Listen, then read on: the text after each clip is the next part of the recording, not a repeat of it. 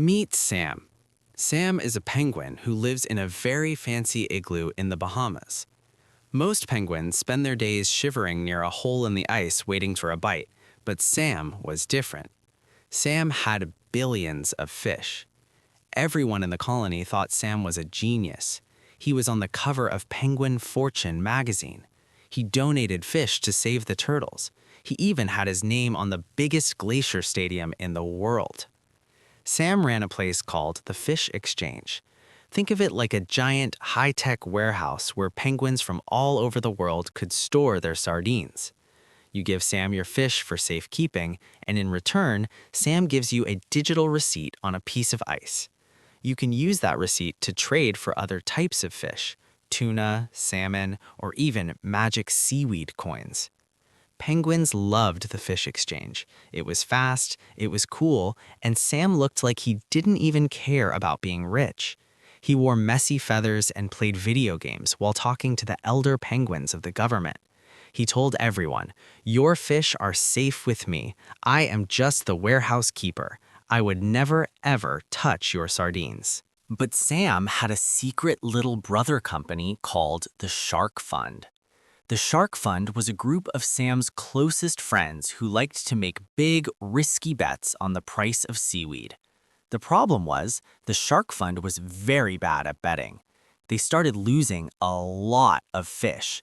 Thousands of fish. Millions of fish. Normally, when you lose your fish, you're just out of luck. But Sam didn't want his friends to fail, so he did something that is very, very illegal in the penguin world. He took a secret slide that connected the Fish Exchange warehouse to the Shark Fund's office.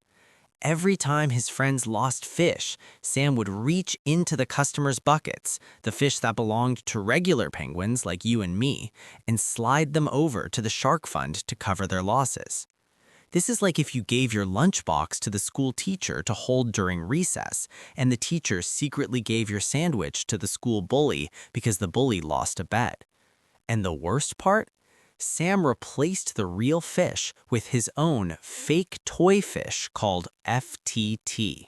On the books, it looked like the warehouse was full of value, but if you looked closely, the warehouse wasn't full of sardines anymore. It was full of plastic toy fish that Sam had printed himself. As long as nobody asked to take their real sardines home, the game could continue. Sam was a hero built on a pile of plastic. Then, one day, the king of the polar bears, who ran a different, bigger fish exchange, started smelling something fishy. He looked at Sam's plastic FTT fish and said, "This is garbage. I'm selling all of my toy fish right now." Suddenly, every penguin in the colony started panicking. They didn't want Sam's plastic fish anymore. They wanted their real, juicy sardines back. They all ran to the Fish Exchange at the same time. They knocked on the door of Sam's fancy igloo and said, "Sam, give us our fish. We want to go home." Sam tried to stay calm. He tweeted on his cell phone, "The fish are fine. Everything is fine." But Sam was sweating under his feathers. He knew the truth. The warehouse was empty. The real fish had been eaten by the Shark Fund's bad bets months ago. There were only plastic toys left.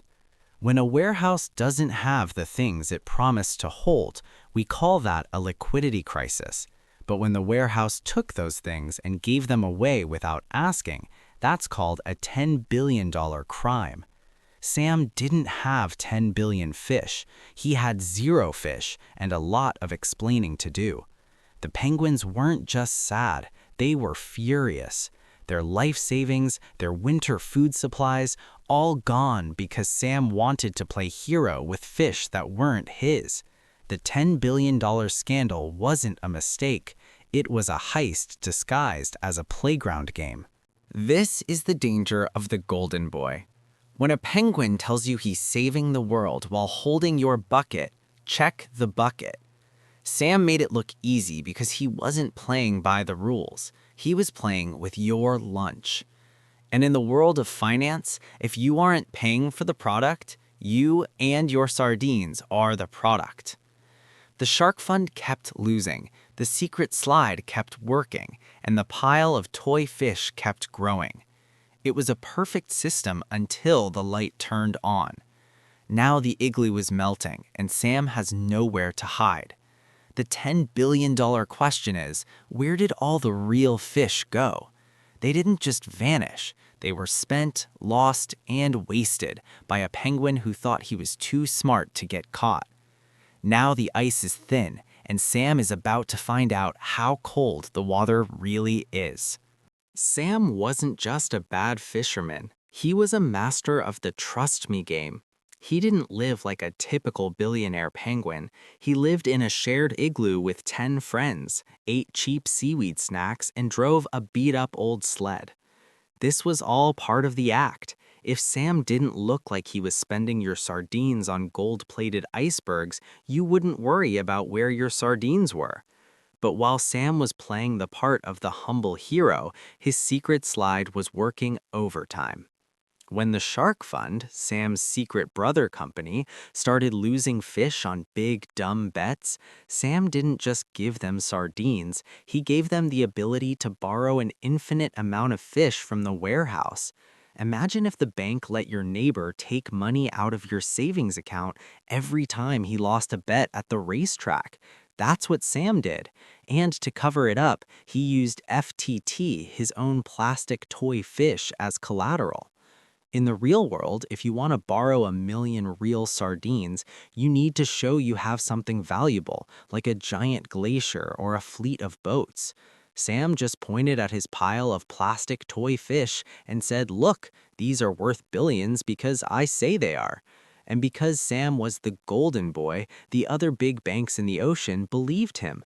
They lent him even more real fish based on the value of his plastic toys. It was a giant bubble of fake value built on a secret slide of theft. When the king of the polar bears tweeted that Sam's plastic fish were worthless, it was like someone shouting "fire" in a crowded theater. Every penguin realized at the same time that they didn't actually have fish. They had receipts for fish that Sam had already given to the Shark Fund. The panic was instant. Penguins who had their entire life savings in the fish exchange watched the withdraw button on their ice tablets stop working. Sam locked the doors. The sardines were gone. Where did the $10 billion go? It didn't just disappear into the ocean. Sam used it to buy luxury igloos for his parents. He used it to pay for huge advertisements during the Super Bowl of fish. He gave millions of sardines to penguin politicians so they would make laws that helped his exchange. He was buying influence with your lunch. He wanted to be the most powerful penguin in the world, and he used your sardines to pay for his throne. When the law penguins finally arrived at the fancy igloo in the Bahamas, they found a mess. The books weren't kept in a professional ledger. They were basically scribbled on scraps of frozen kelp. There was no board of directors, no adults in the room, just a group of kids playing with billions of other penguins' lives.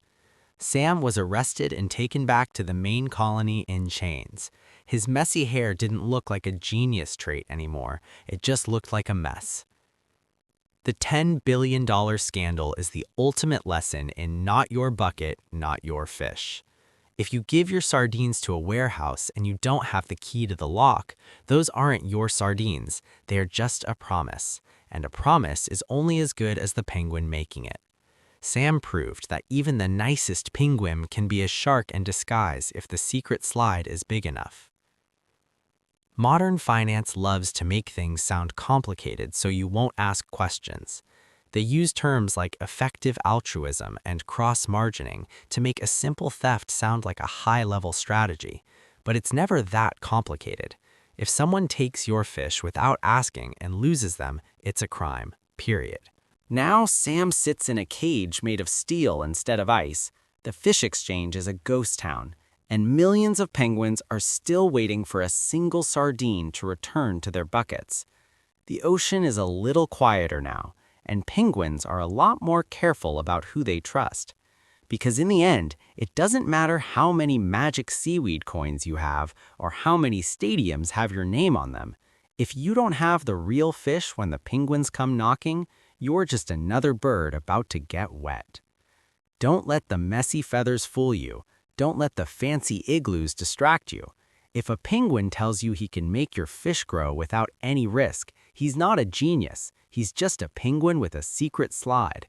Keep your bucket locked, keep your eyes open, and never trust a shark, even if he's wearing a penguin suit. Waddle on!